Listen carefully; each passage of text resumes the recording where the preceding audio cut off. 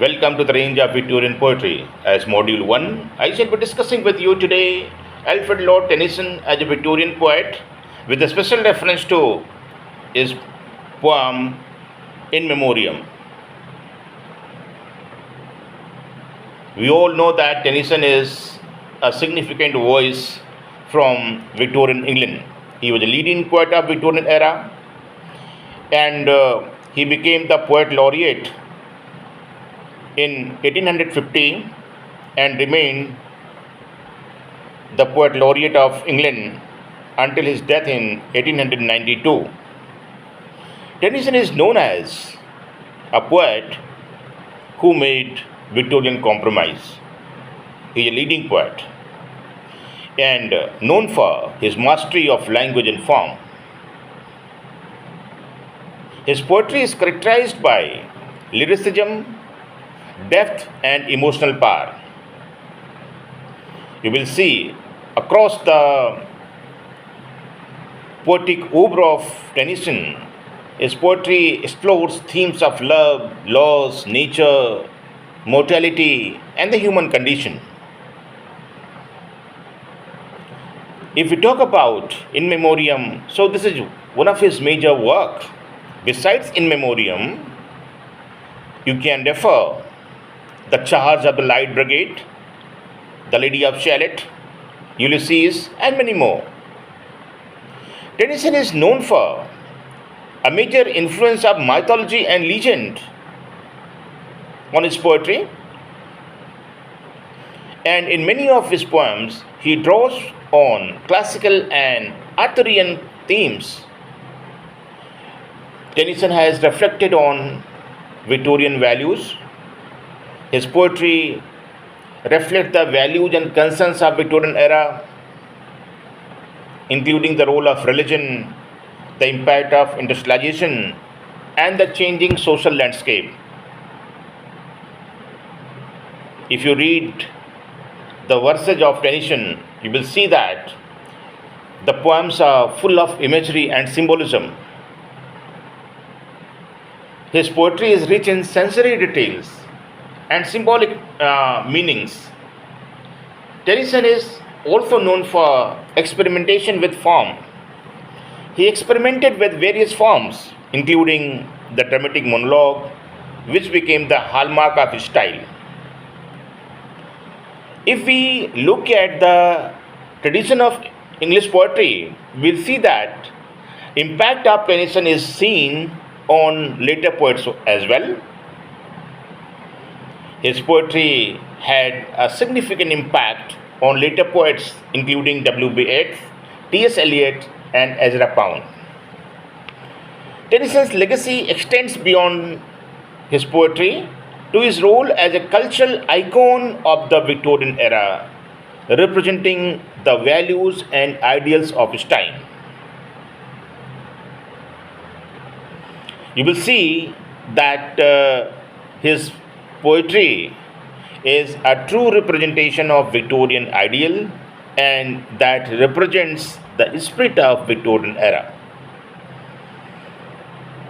Now let's refer In Memoriam. We shall be discussing In Memoriam as a poem. The poem In Memoriam, AHH, it is subtitled as The Way of the Soul, is completed in the year 1849 and published in the year 1850. It is an elegy for his Cambridge friend Arthur Henry Hallam, who died in Vienna at the age of 22. The poem exposes the random cruelty of nature, the conflicting perspective of materialism, science, and declining Christian faith are also shown in this work. It can be discussed as an elegy, a requiem, and a dirge. This narrative poem spans over 2916 lines, 2916 lines, and the poem is written in iambic tetrameter, 4-line ABBA stanza, popularly known as Abba stanza, composed in 133 cantos and spreading the elegiac tone explicitly and implicitly. If we look at the writing process of this poem, it spans from 1833 to 1850. Initially, the poem was published anonymously under the Latin title In Memoriam AHH.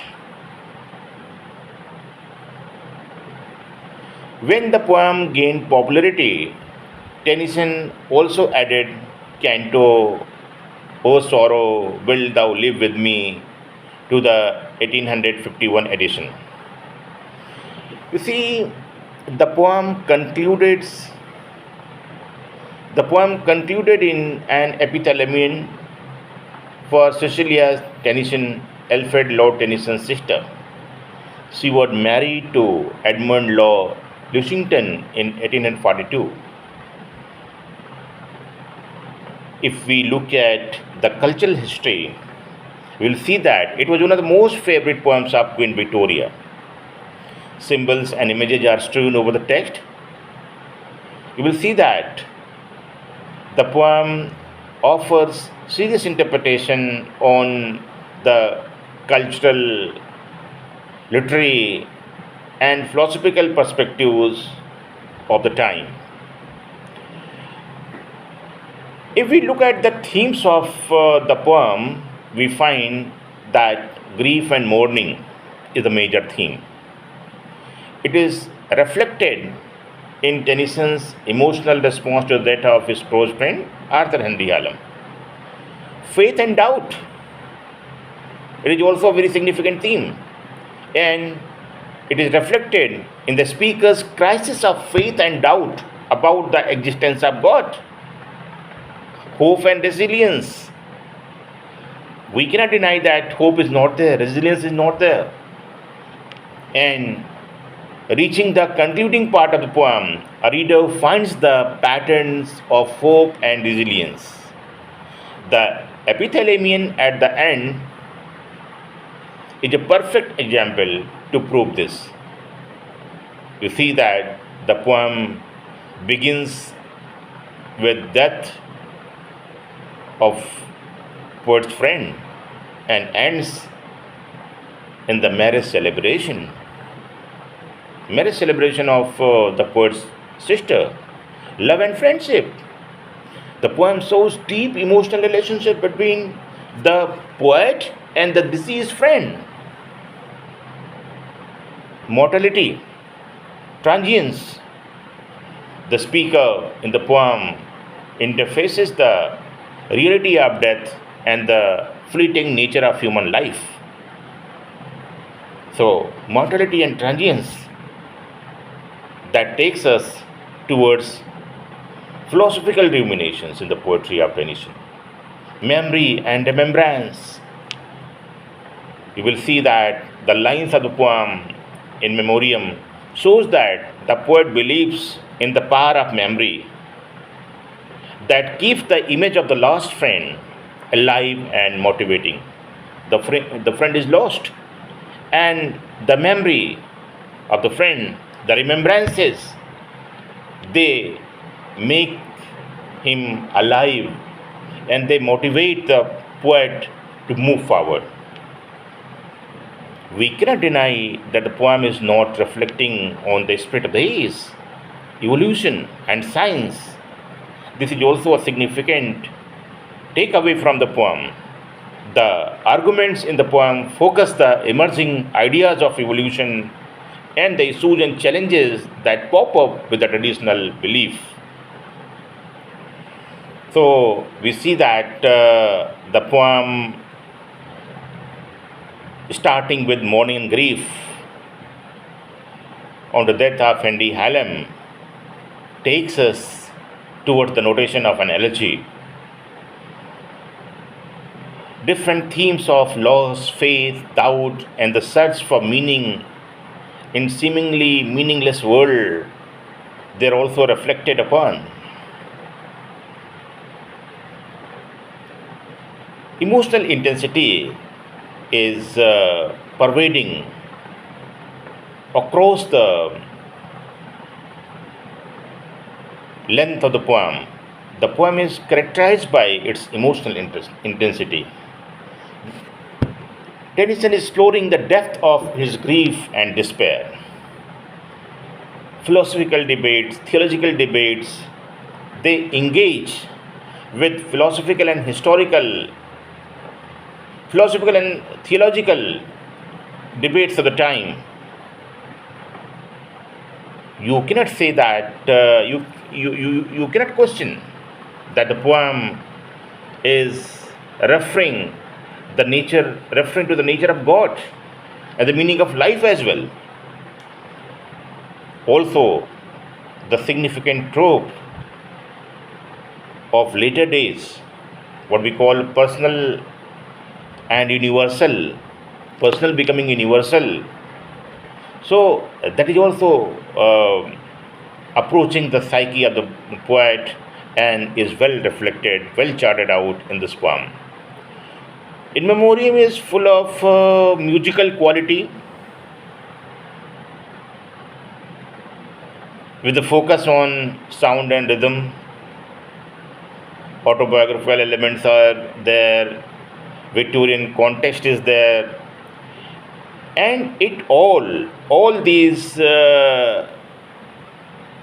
issues of craft, they give enduring popularity to this poem, In Memoriam.